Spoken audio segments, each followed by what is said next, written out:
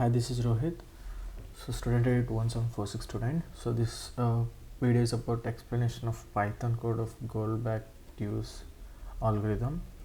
So the concept is to enter a random list of between 0 to 100 and searching if there is a and giving a input as a target sum, and if the sum is if there is any two values in the random list is equals to target sum, then we are going to print it. So for that we are using a binary search. So let me run the code first of all. Sorry. Let's say I want to enter a length of the list of, let's say, 80, and I want to get a target which is two numbers which is sums up to 20. So I'm checking it. So I'm printing the random numbers, and yes, there is a 1 and 19 which sums up to 20. So let me explain the code in a high level. So here what I'm using is, so I'm taking the length and the target sum from the input function and converting into int. After that I'm generating a random list with the random randint and if looping it using comprehensive function. So after that I am using the list, so which we use. So I came to know that, and in the question itself we came to know that this dot sort function is used by merge sort, which is O n log n time complexity. And what I'm doing after that, I wrote a check pair with some function which sends the random list and target sum. So in that I'm using a for loop which is for iterating through the array, iterating to the list.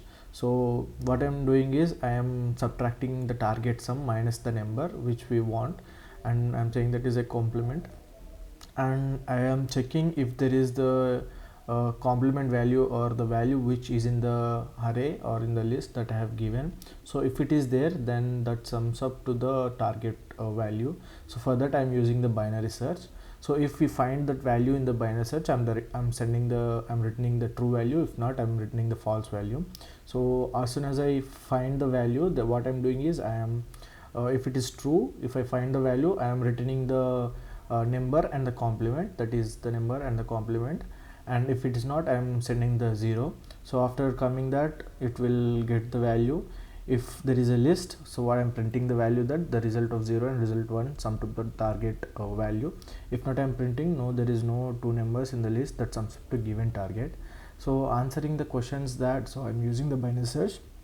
So why this is the O into log n log n, because the merge sort itself gives n dot log n into log n complexity, and the binary search will also give as a n dot log n search, because we are dividing the binary search array into the two every iteration.